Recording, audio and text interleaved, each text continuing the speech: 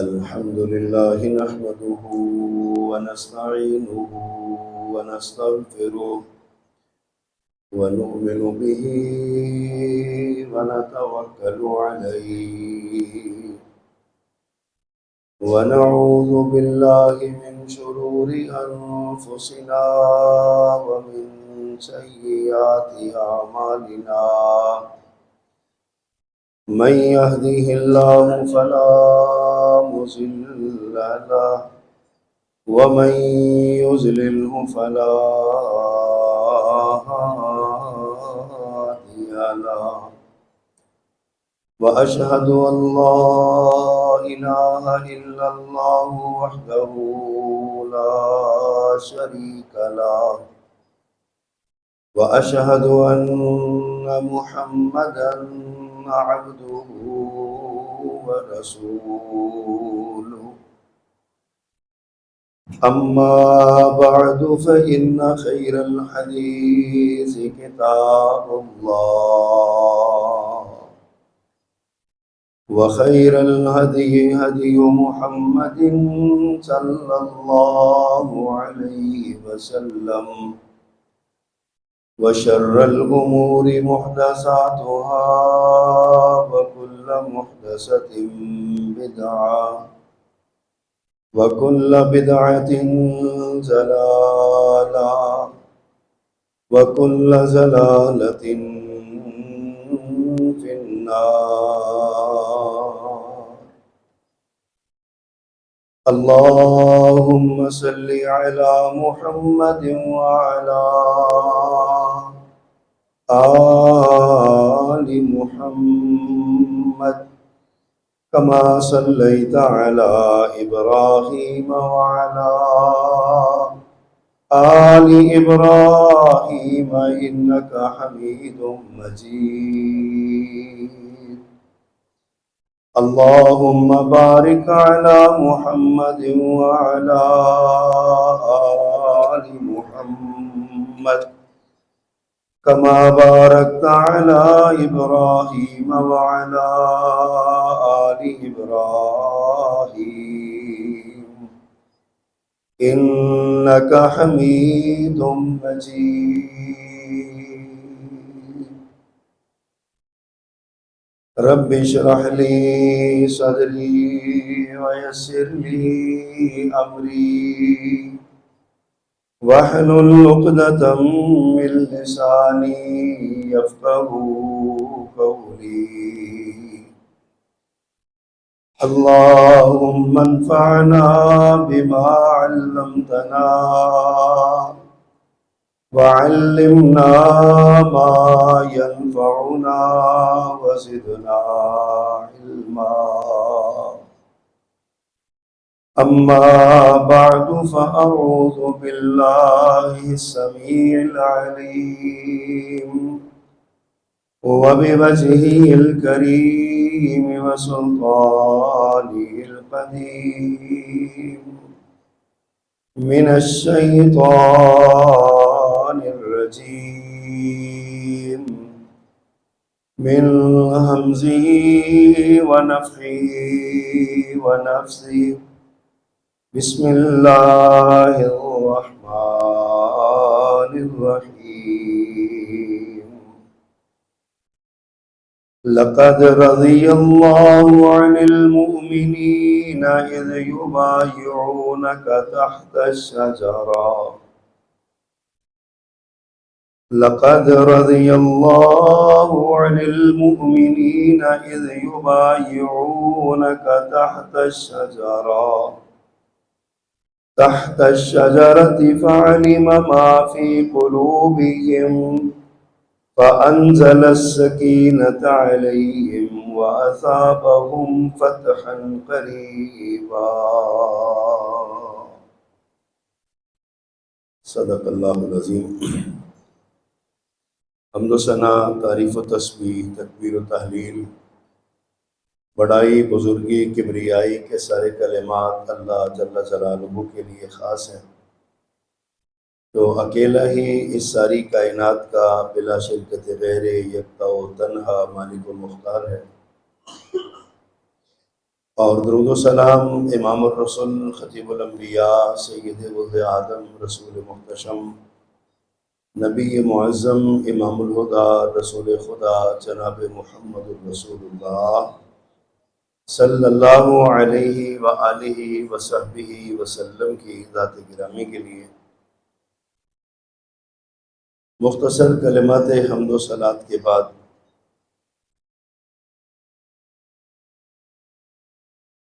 ماہ ذی الحج میں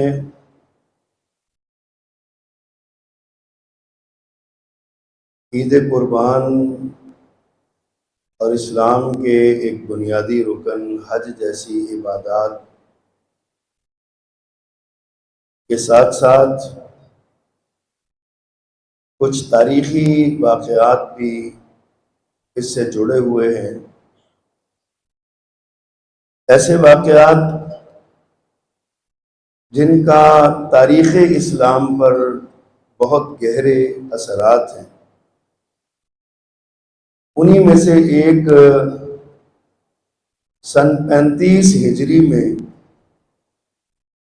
18 ذی الحج کو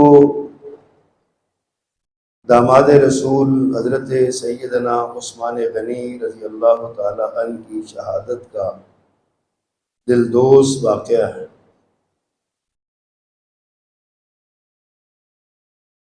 کسی بھی تحریک کی کامیابی کے لیے جن رجال کار کی ضرورت ہوتی ہے، اس تحریک کے جن نظریاتی کارکنان کی ضرورت ہوتی ہے، وہ کارکنان وہ قائد تحریک کا بہت بڑا اثاثہ ہوتے ہیں۔ رسول اللہ صلی اللہ علیہ وسلم نے 1400 سال پہلے جب اس تحریک اسلام کی بنیاد رکھی، آدم علیہ السلام سے لے کر عیسیٰ علیہ السلام تک جو دعوت توحید چلی آ رہی تھی، اس تحریک کی نشأت ثانیہ کی،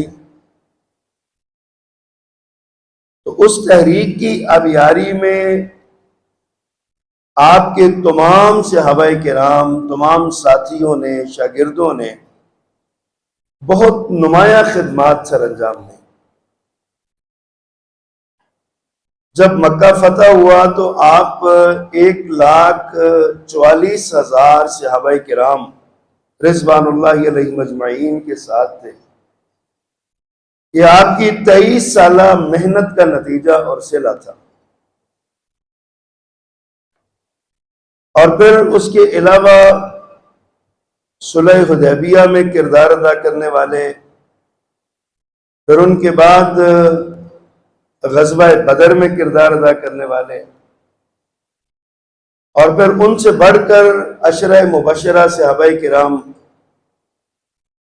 اور ان سے بھی آگے بڑھ کر خلفائے اربعہ، خلفائے راشدین کا کردار بہت نمایاں ہے۔ تاریخ ہمیں یہ بتاتی ہے کہ کسی بھی تحریک کی کامیابی کے لیے جہاں قائد تحریک کا عزم، اپنے مشن سے وابستگی اور اس کی سچائی کا یقین اہم چیزیں ہیں، اس کے ساتھ ساتھ اسے کم از کم ایک بہترین مشیر درکار ہوتا ہے،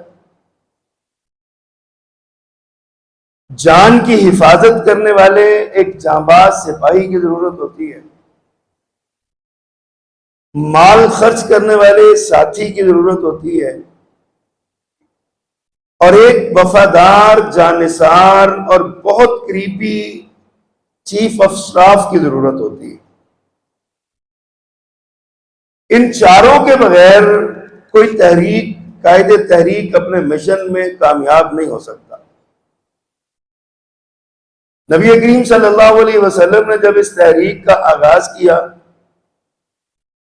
تو آپ کو اپنی فیملی سے جن دو شخصیات کی حمایت ملی، وہ ایک تو آپ کی زوجہ محترمہ حضرت خدیجہ رضی اللہ تعالی عنہا تھی، اور دوسرے آپ کے چچا زاد بھائی سیدنا علی رضی اللہ تعالی عنہ تھے۔ اب دونوں میں فرق بہت ہے، حضرت خدیجہ کی عمر میں اور حضرت علی کی عمر میں، حضرت خدیجہ کی میچیورٹی میں اور حضرت علی رضی اللہ تعالیٰ عنہ کے جذبات میں، لیکن یہ دونوں آپ کے گھر کے فرد تھے اور آپ کے لیے بہت بڑا سہارا تھے اللہ کے سہارے کے بعد۔ اور آپ کی فیملی کے باہر جو سب سے بڑا اور اہم مشیر آپ کو ملے وہ جناب سیدنا ابو بکر صدیق رضی اللہ تعالیٰ عنہ۔ حضرت ابو بکر صدیق رضی اللہ تعالیٰ عنہ کی وفاداری، جانثاری، رسول اللہ صلی اللہ علیہ وسلم کے لیے آپ کی قربانیاں تاریخ کا انمٹ حصہ ہے۔ آج کے دور کا کروڑوں روپیہ جناب ابو بکر صدیق رضی اللہ تعالی عنہ کا مال اس تحریک کی آبیاری میں صرف ہوا، اور ہر قدم پر جناب صدیق اکبر رضی اللہ تعالی عنہ کا ساتھ آپ کو ملا، اور حضرت عمر رضی اللہ تعالی عنہ کو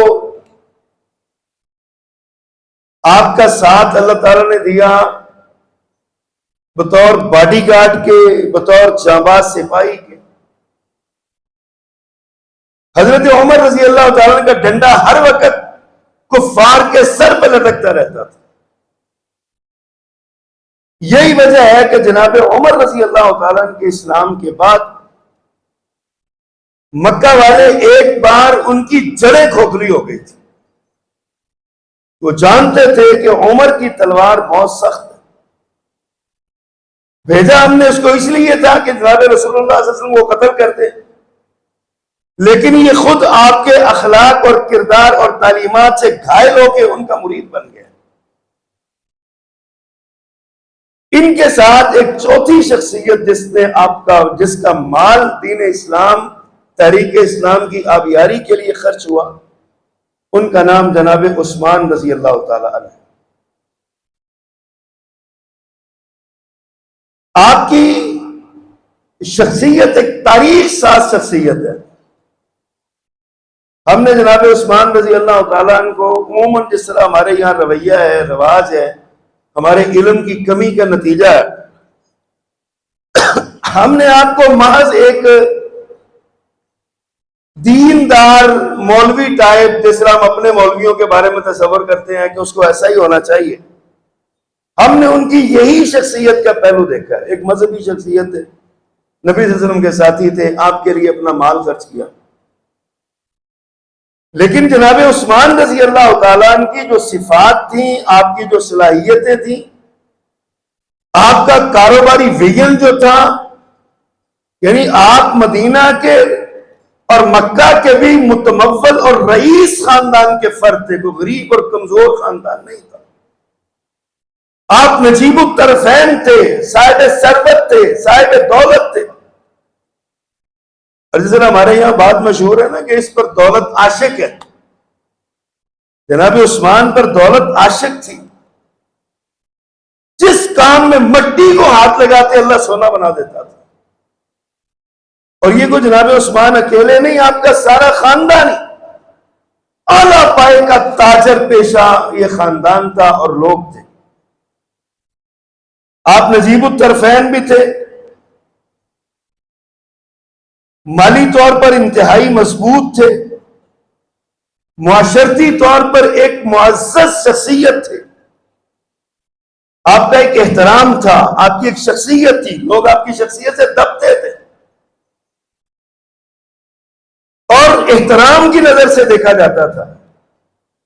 پورے مکے میں جس کو آپ نوجوان تھے، 22 23 سال 24 سال کی عمر تھی، لیکن کاروبار میں اس قدر آگے بڑھے ہوئے تھے، اور سخی اس دور میں بھی اتنے تھے،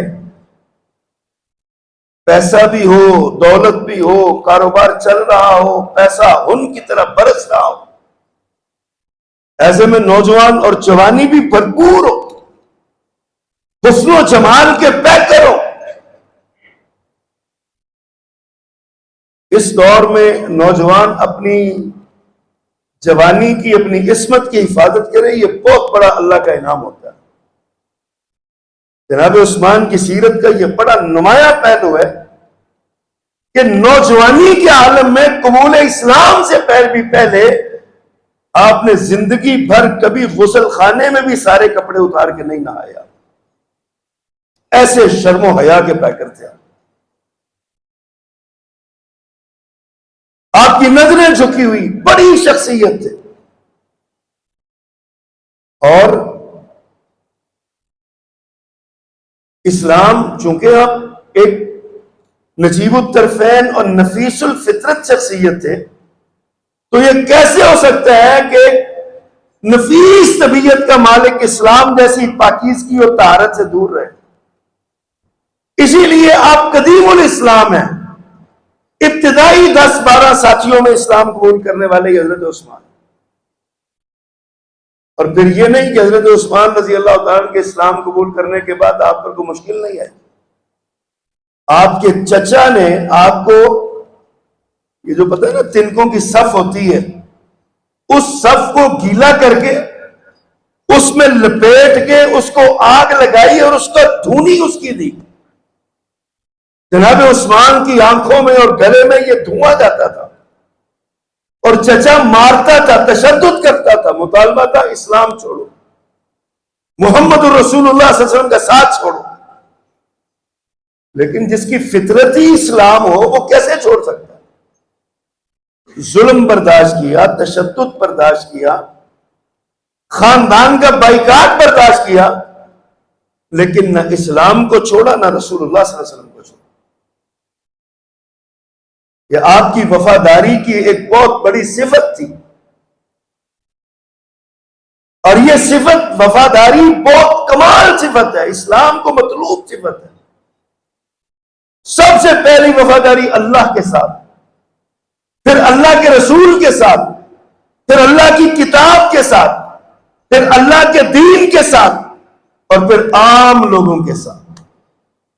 حضرت جریر بن عبداللہ البجلی رضی اللہ تعالیٰ عنہ صحابی رسول نبی صلی اللہ علیہ وسلم سے بیعت کرتے ہیں۔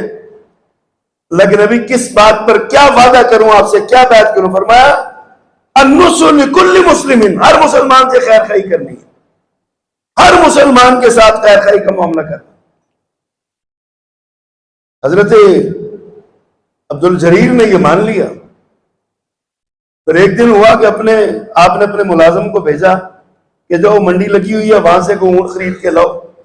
یہ 300 درہم کا اونٹ یا گھوڑا یا کوئی سواری خرید کے لایا، اور اس سے کہا کہ آؤ میرے مالک سے آگے پیسے لے لو۔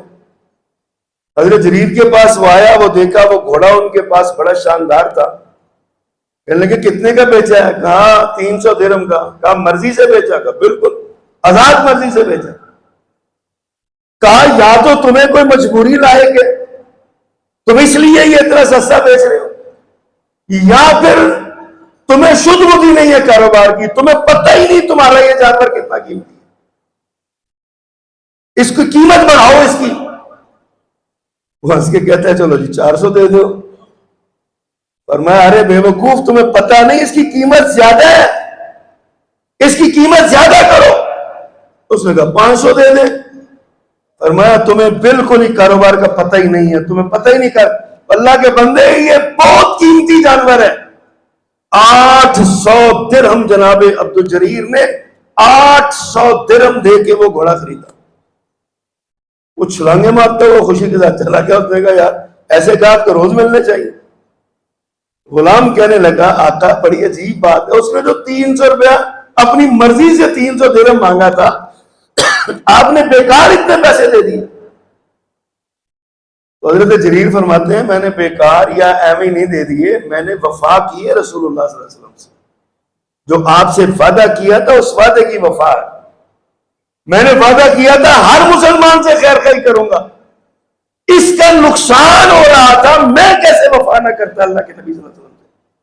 میں نے تو اپنے وعدے کو نبھایا۔ یہ وفاداری ہے۔ حضرت عثمان رضی اللہ تعالیٰ عنہ کی وفاداری آپ دیکھیے، کبھی اس پر غور تو کیا کریں، ان چیزوں پر۔ اللہ اکبر۔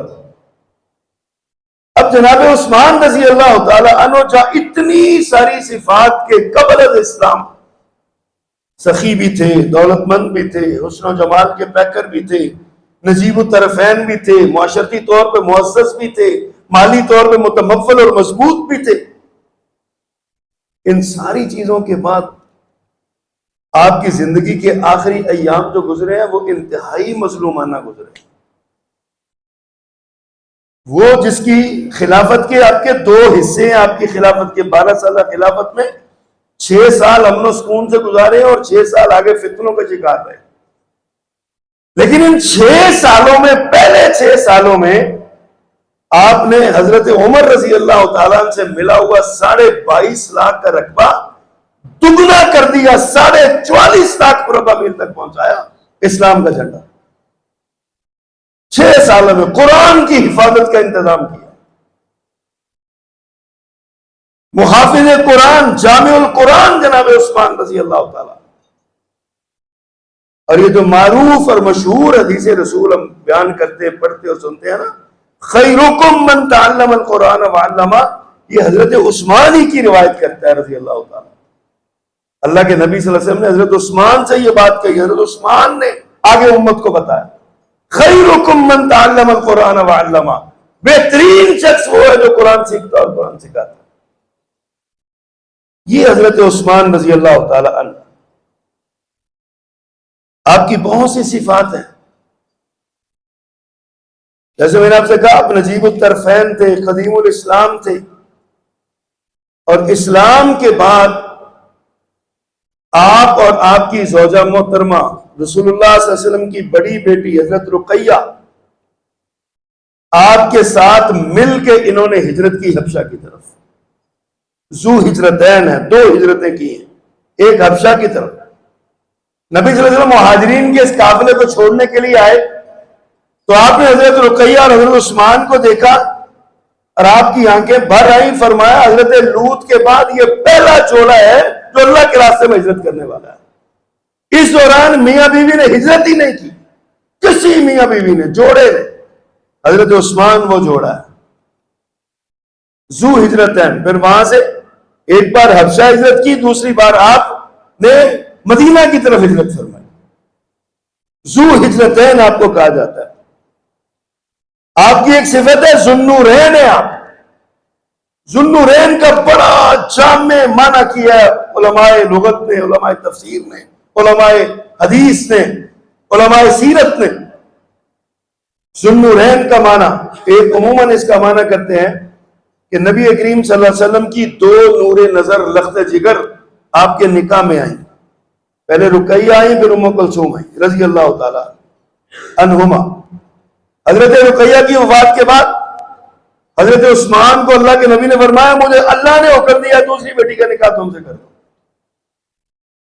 بڑا دلچسپ قصہ سیرت نگاروں نے لکھا ہے۔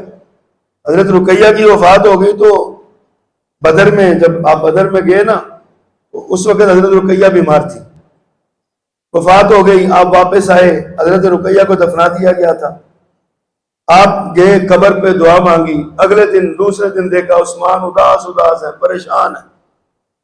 آپ نے حضرت عثمان رشتے میں میرے پیغمبر کے بھانجے بھی لگتے تھے، نبی مکرم صلی اللہ علیہ وسلم کے ساتھ رشتہ تھا، بھانجے بھی لگتے تھے۔ آپ پوچھا عثمان اداس پڑے ہو، کیا بات ہے؟ بیوی اللہ اور دے دے گا۔ حضرت عثمان فرماتے ہیں آقا بیوی کا مسئلہ نہیں ہے، مسئلہ تو آپ سے نسبت کا ہے۔ پہلے جب میں گلیوں میں گزرتا تھا لوگ کہتے تھے داماد رسول جان، اب وہ نسبت ختم ہو گئی۔ میرے آقا نے فرمایا عثمان مجھے اللہ نے وحی کی اپنی دوسری بیٹی بھی تیرے ساتھ گیا، اور جب دوسری بیٹی کا نکاح بھی کر دیا، حضرت ام کلثوم بھی فوت ہو گئی، تو حضرت عثمان پھر اداس ہو گئے۔ میرے آقا کی آنکھیں بھر آئیں، فرمایا عثمان اگر میرے پاس کوئی اور بیٹی ہوتی تو میں اس کا نکاح بھی تیرے ساتھ کر دیتا۔ اس قدر میرے پیغمبر کے قابل اعتماد ساتھی اور اتنا زیادہ میرے نبی صلی اللہ علیہ وسلم سے وفا کرنے والے، محبت کرنے والے، آپ کو ذوالنورین کہا جاتا ہے، آپ کو ذوالہجرتین کہا جاتا ہے۔ اور 2 مواقع ایسے ہیں جس میں آپ موجود نہیں لیکن آپ کو موجود گنا گیا. یہ بھی دنیا میں کائنات میں آپ ہی کا اعزاز ہے.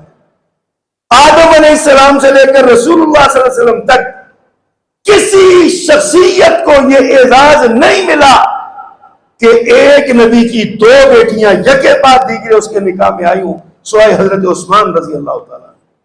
یہ حضرت عثمان کا اعزاز ہے. اور یہ بھی حضرت نبی صلی اللہ علیہ وسلم کے صحابہ میں سے کسی کو اعزاز نہیں ملا کہ 2 مواقع ایسے ہیں جب حضرت عثمان موجود نہیں ہے لیکن میرے آقا نے فرمایا عثمان موجود ہے, اس کو موجود گنا جائے, شمار کیا جائے. ایک بدر کے موقع پر آپ بدر کے لیے جانے لگے, حضرت عثمان ہتھیار باندھ کے آگے, میں نے بھی جانا. فرمایا میری بیٹی اور تیری بیوی بیمار ہے, تم ایسا کرو اس کی عیادت کرو, اس کو سنبھالو, میں تمہیں اپنے ساتھ رکھوں گا.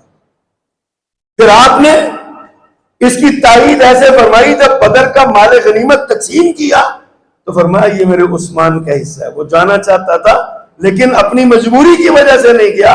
میں اس کو بدر میں شمار کرتا ہوں, اصحاب بدر میں شمار کرتا ہوں, مال غنیمت میں سے اس کا حصہ.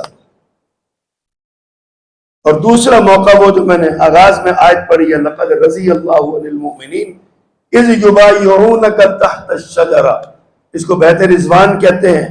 یہ بیعت رضوان ہوئی ہی حضرت عثمان کی وجہ سے, حضرت عثمان کے لیے. آپ آپ حدیبیہ کے لیے عمرے کے لیے گئے, حدیبیہ کے مقام پر آپ کو روک لیا گیا, آپ نے سفیر بنا کر بھیجا جناب عثمان رضی اللہ تعالیٰ. اور بڑی مزے کی بات ہے, اللہ کے نبی نے حضرت عمر سے کہا کہ تم جاؤ سفیر بن کے. حضرت عمر فرماتے ہیں اللہ کے پیغمبر مینو بھیجو کہ لڑائی بچ جائے گی, میری طبیعت کا پتہ ہی ہے آپ کو, میں تو ڈنڈا پکڑ کے بیٹھا رہتا ہوں. آپ ایسا کریں حضرت عثمان کو بھیجیں. یہ حلیم الطبع بھی ہیں, ان کے رشتہ دار بھی ہیں, اور سفارتی باریکیوں سے بھی بڑے واقف ہیں, آگاہ ہے, جانتے ہیں کیسے کرنا ہے, صلاحیتیں ہیں اس کے اندر. پیارے پیغمبر صلی اللہ علیہ وسلم نے حضرت عمر کی بات مانی, حضرت عثمان کو بھیجا. حضرت عثمان کے مذاکرات ہوئے, مذاکرات ناکام ہو گئے. انہوں نے کہا مکہ والوں نے کہ عثمان چلو تم آ گئے ہو مکہ میں, تم تو طواف کرو نا, تم تو عمرہ کرو. سیرت نگاروں نے لکھا ہے کہ ادھر اللہ کے نبی صلی اللہ علیہ وسلم کی مجلس لگی ہوئی ہے. صحابہ کرام کہتے ہیں اللہ کے پیغمبر عثمان کی تو موجیں ہیں, عثمان تو طواف کر رہے ہوں گے, عثمان تو عمرہ کر رہے ہوں گے, صفا مروہ پہ سعی کر رہے ہوں گے. میرے آقا نے فرمایا جس عثمان کو میں جانتا ہوں وہ میرے بغیر ایسا نہیں کرے گا. وفادار تھے نا, مکہ والوں نے آفر کروائی, وہ عثمان تم آ گئے ہو تم کر لو.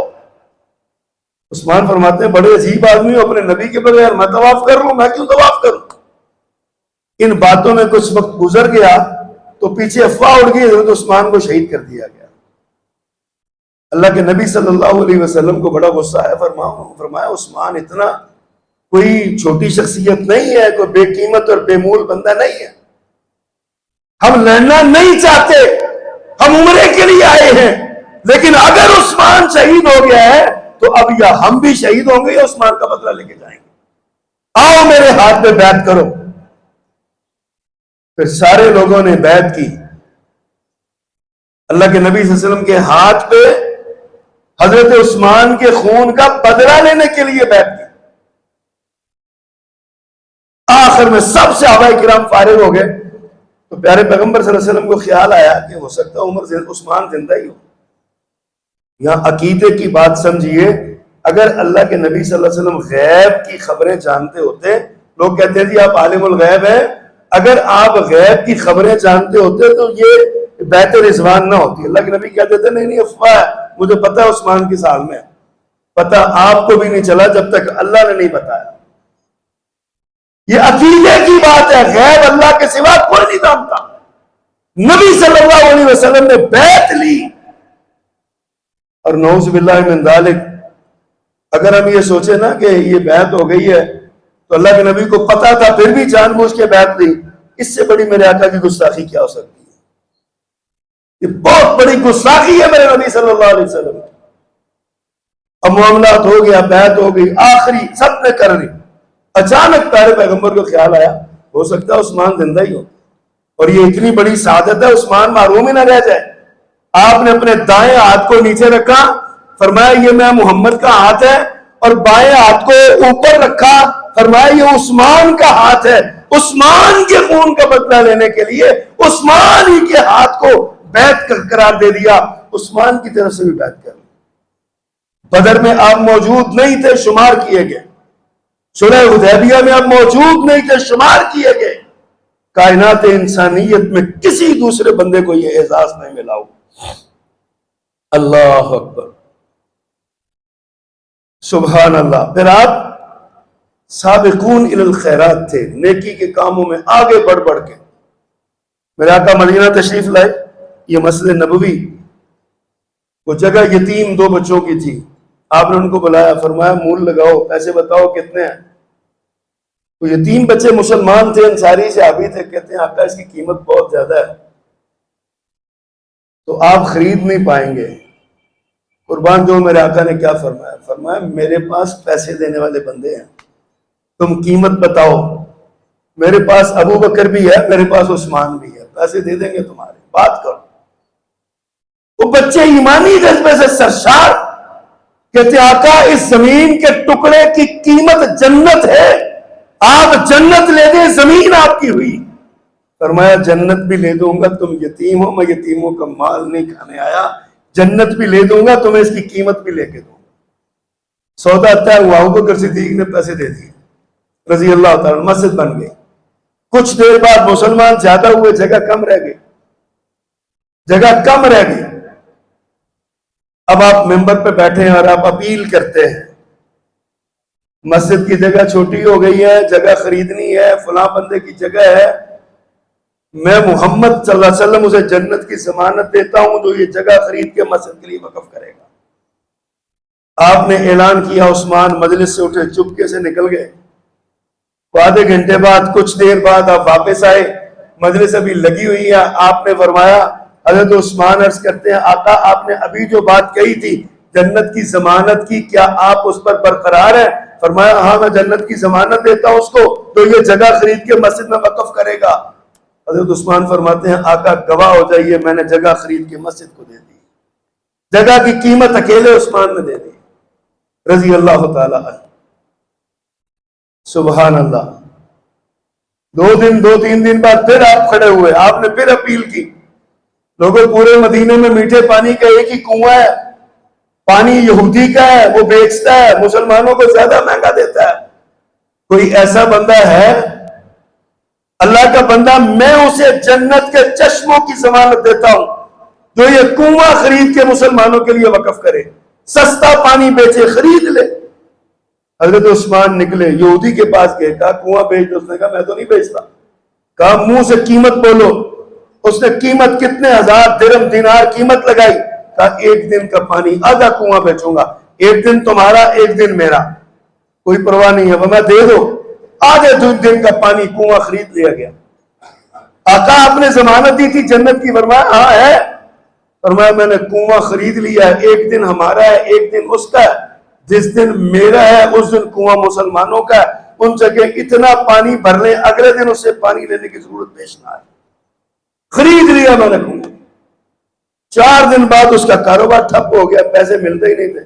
اس نے کہا عثمان باقی بھی خرید لو، حضرت عثمان نے باقی بھی خرید لیا اور جناب یہ سارا کنواں مسلمانوں کے لیے وقف کر دیا۔ سابقون الی الخیرات، غزوہ تبوک کے لیے میرے آقا نے آواز دی، 1000 دینار کی تھیلی بھر کے میرے آقا کی جھولی میں ڈال، سونے نبی اس کو چھنچھنا رہے ہیں۔ ایک حدیث میں ہے اس تھیلی کو کبھی اس ہاتھ میں پکڑتے ہیں، کبھی اٹھا کے اس ہاتھ میں رکھتے ہیں، ایسے ایسے ایسے کر رہے ہیں اور خوشی کے ساتھ، اور ساتھ فرمایا ما ذرب عثمان ما عمل بعد اليوم، آج کے بعد عثمان کوئی بھی نیکی نہ کرے تو اسے کوئی پرواہ نہیں، کوئی نیکی نہ کرے آج کے بعد کوئی پرواہ نہیں، یہ عثمان ہے رضی اللہ تعالی۔ ہزاروں اشرفیاں دی، اونٹ سامان کے لدے بدے بڑا پکڑا دیے۔ جو نبی صلی اللہ علیہ وسلم کا دور تھا، حضرت صدیق کے دور میں کاٹ پڑ گیا مدینہ میں، کھانے کو کچھ نہ ملے، لوگ بھوکوں سے مرنے لگے۔ حضرت عثمان نے مصر میں اپنے کرندوں کو حکم دیا 100 اونٹ اشیاء خرد و نوش کا خرید کے بھیجا جائے۔ مدینہ میں شور اٹھ گیا، عثمان کا غلے کا قافلہ آ گیا، کاٹ ختم ہو جائے گا۔ مدینے کے تاجر گئے عثمان کے پاس، عثمان سودا کرو، کہا کر لو، کہا 1 کے 2 لے لو، فرمایا نہ 1 کے 2 کیوں لے لو، ضرورت زیادہ ہے، قحط پڑا ہے، نفع زیادہ ملتا ہے، نفع دو، کہا 1 کے 3 لے لو، 4 لے لو، 5 لے لو۔ حضرت عثمان فرماتے ہیں نہیں، یہ بہت، مجھے ضرورت زیادہ ہے، آج تو نفع کمانے کا وقت آیا ہے، مسلمان لوگ بھوکے مر رہے ہیں اور میں ان کے لیے جو ہے نا وہ تمہیں سستا نہیں دوں گا میں۔ حضرت عمر گئے، عثمان تمہیں کیا ہو گیا یار، تم تو ایسے نہیں تھے، اچھا بولو کتنے پیسے لینے ہیں؟ حضرت عثمان فرماتے ہیں 70 لینے ہیں، 1 کے 70 لینے ہیں۔ کہتے ہوں 1 کے 70 تمہیں کون دے گا، دماغ صحیح ہے تمہارا؟ فرماتے ہیں میں تاجر ہوں، مجھے پتا ہے مجھے مل رہا ہے، مجھے 1 کا 70 مل رہا ہے، میں دے دوں گا، تم جاؤ۔ حضرت عثمان عمر غصے سے تل ملاتے اٹھتے ہیں، کہتے ہیں عثمان اللہ تیرے حال پر رحم کرے، مال کی محبت نے تجھے اتنا شدائی کر دیا تمہیں سمجھ نہیں آ رہی، لوگ بھوکوں مر رہے ہیں اور تم یہ کام کر رہے ہو۔ حضرت عثمان فرماتے ہیں عمر اللہ تیرے بھی حال پر رحم کرے، تم جاؤ، مال میرا ہے، بیچنا میں نے ہے، نفع میں نے کمانا ہے، تمہیں کیا، تم جاؤ۔ حضرت عمر غصے سے تل ملاتے ہوئے نکل گئے۔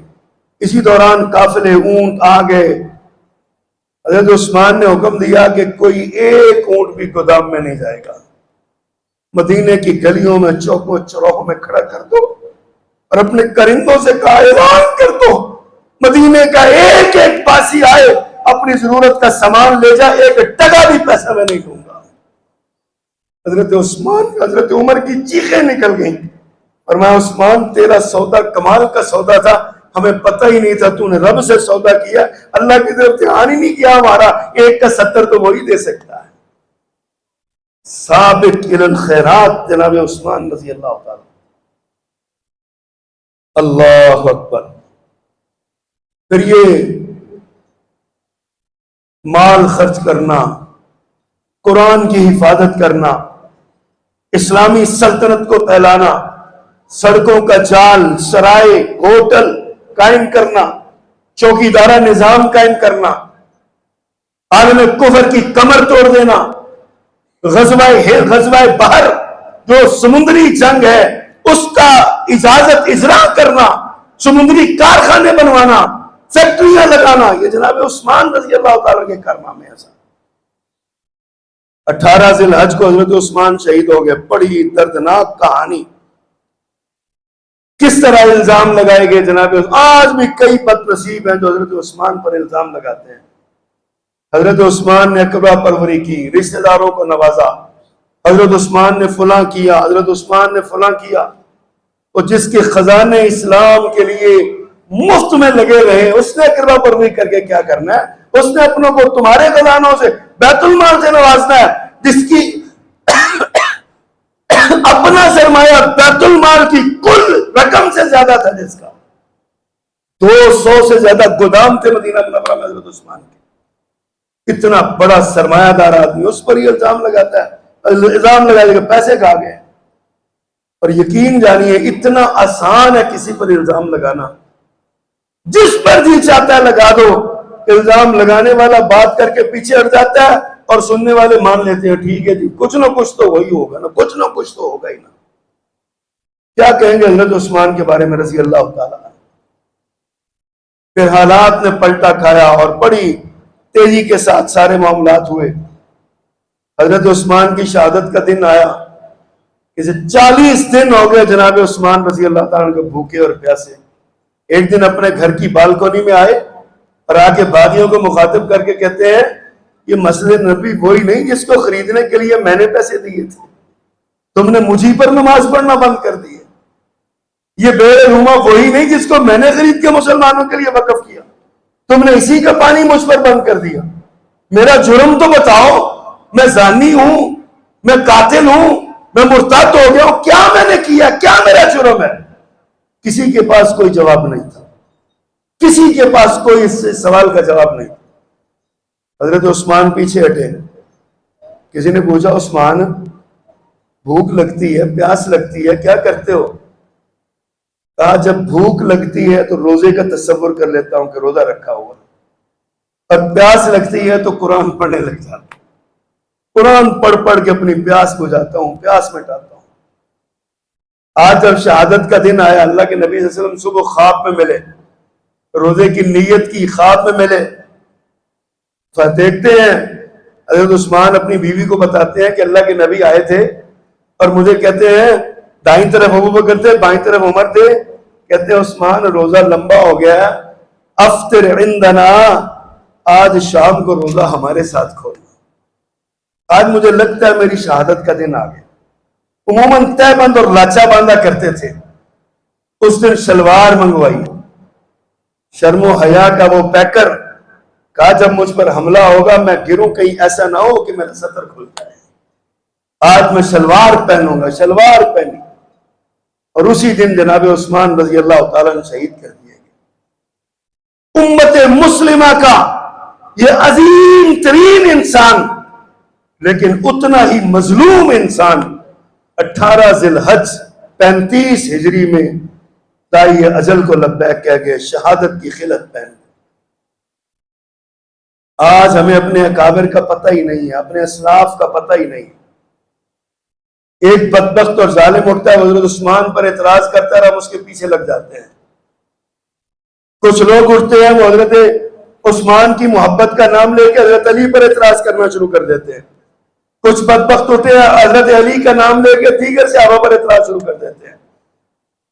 بدبختی اور بدنصیبی ایسے لوگوں کے لیے، حضرت علی ہو یا حضرت عثمان رضی اللہ تعالیٰ عنہ، ان کے درجے فرق مراتب اللہ کے پاس ہے، اللہ جانے اور وہ جانے۔ ہمارا فرض اور ہمارا ایمان ہے کہ ہم دونوں سے بیک وقت محبت کریں، اہل بیت ہو یا آپ کے صحابہ کرام ہو، ابو بکر صدیق، عمر فاروق، عثمان ہو یا علی ہو، فاطمہ ہو، حسنین ہو، رضوان اللہ علیہم اجمعین، ہمارے ایمان کا جزء ہیں، ہم ان کے بغیر ہمارا ایمان مکمل نہیں ہوتا۔ اور اگر ان دونوں کی آڑ لے کے کسی دوسرے پر کوئی زبان درازی کرے، اس سے بڑا بد نصیب، ملعون اور بدبخت دنیا میں کوئی نہیں ہے۔ ہمارا ایمان ہے یہ۔ محبت کرنا سیکھی اللہ کے نبی کے صحابہ سے، پیارے پیغمبر کے ان شاگردوں نے اسلام ہم تک پہنچایا ہے۔ آج ہم مسلمان ہیں، ورنہ ہم بھی کسی پتھر اور لکڑی کو پوج رہے ہوتے، کسی ہنومان کے پجاری ہوتے، ہم بھی کو 2-3 کروڑ بتوں کو اپنا خدا بنائے بیٹھے ہوتے، ہم بھی انہی کو، یہ ان صحابہ کرام کا ہم پر احسان ہے کہ ان کے ذریعے پیارے پیغمبر کا دین ہم تک پہنچا ہے صلی اللہ علیہ وسلم۔ اور حضرت عثمان سے محبت، قربان جاؤں، ایک جنازہ آیا میرے نبی صلی اللہ علیہ وسلم کے پاس، لوگوں نے کہا جنازہ پڑھا دیجیے، آپ میت پہ کھڑے ہو گئے، پوچھتے ہیں کون ہے، نام بتایا گیا، فرمایا یہ تو وہی نہیں جو میرے عثمان کو گالی دیتا ہے، آقا وہی ہے۔ آپ پیچھے ہٹ گئے، فرمایا جو عثمان کو گالی دے میں محمد اس کا جنازہ نہیں پڑھا سکتا صلی اللہ علیہ وسلم، میرے آقا اس کا جنازہ نہیں پڑھاتے، اور ہم ان کو اپنا لیڈر اور رہنما مانتے ہیں، تو عثمان پر اعتراض کر رہے ہیں، عثمان کے بارے میں بد زبانی کر رہے ہیں، ہم کہتے ہیں یہ بہت بڑے عالم اسلام کے ترجمان اور لیڈر ہیں۔ انا للہ و انا الیہ راجعون۔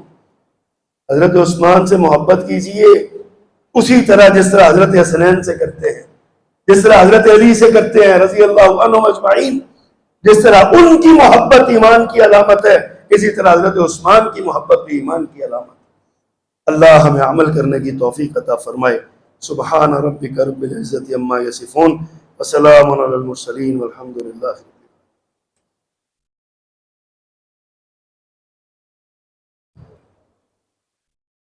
رب ارحمهما كما ربياني صغيرا رب ارحمهما۔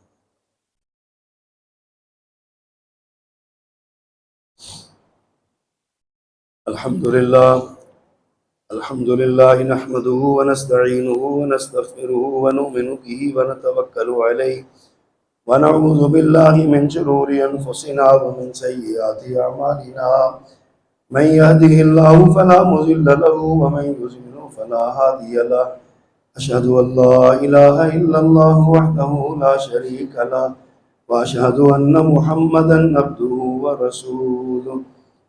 اللهم صل على محمد وعلى آل محمد كما صليت على إبراهيم وعلى آل إبراهيم إنك حميد مجيد۔ اللهم بارك على محمد وعلى آل محمد كما باركت على إبراهيم وعلى آل إبراهيم إنك حميد مجيد. حضرات گرامی، پہلے تو میں اللہ سبحانہ و تعالیٰ کا شکر گزار ہوں اس بات پر کہ اللہ نے بحفاظت، بخیر و عافیت، صحت و سلامتی کے ساتھ حج جیسی سعادت سے بہرہ فرمایا. یہ خالصتاً اللہ کا انعام اور احسان ہے. ذاتی طور پر نہ کوئی حیثیت ہے، نہ اوقات ہے. میں سمجھتا ہوں کہ جتنے پیسے حج پہ خرچ ہوتے ہیں، ہم نے ساری زندگی میں اتنے پیسے اکٹھے کبھی اپنے ہاتھ میں نہیں پکڑے ہوں گے. لیکن اسے پتہ چلتا ہے کہ حج کے معاملات جو ہے نا، یہ پیسوں کے ساتھ نہیں ہے، ان کا تعلق دعا کے ساتھ ہے. دعا مانگا کرتے تھے. اکثر سفر میں جو سفری وظائف ہوتے ہیں ان میں ایک وظیفہ لبیک اللہم لبیک کا بھی کیا کرتا تھا. خاموشی کے ساتھ تلبیہ پکارا، گجرانوالہ سے لاہور جاتے ہوئے، لاہور سے گجرانوالہ آتے ہوئے یہ تلبیہ پکارا کرتا تھا، اس نیت کے ساتھ کہ کبھی اللہ حقیقت میں موقع دے گا. تو اللہ نے ہمیں یہ حقیقت میں موقع دے دیا. دعا کا بڑا کام ہے اس میں. خود بھی دعائیں کریں اور لوگوں سے دعائیں لیا بھی کریں. ہمیں یہ اعزاز جو ملا ہے یہ آپ جیسے نیک لوگوں کی دعاؤں اور میرے اکابر، میرے اسلاف، میرے علماء، میرے بڑے مشائخ، میرے والدین، بالخصوص میری والدہ محترمہ، اللہ ان کی قبر کو جنت کا باغ بنائے. ان کی بہت ساری دعائیں ہمارے ساتھ، ان دعاؤں کا نتیجہ ہے. اور پھر حج کا سارا معاملہ میں نے بڑا غور کیا اس سارے دورانیے میں. بیت اللہ میں ایک نماز پڑھے تو 1,00,000 نماز کا ثواب رکھا ہے اللہ نے. لیکن حج کا کوئی عمل بیت اللہ سے متعلق نہیں ہے سوائے طواف کے.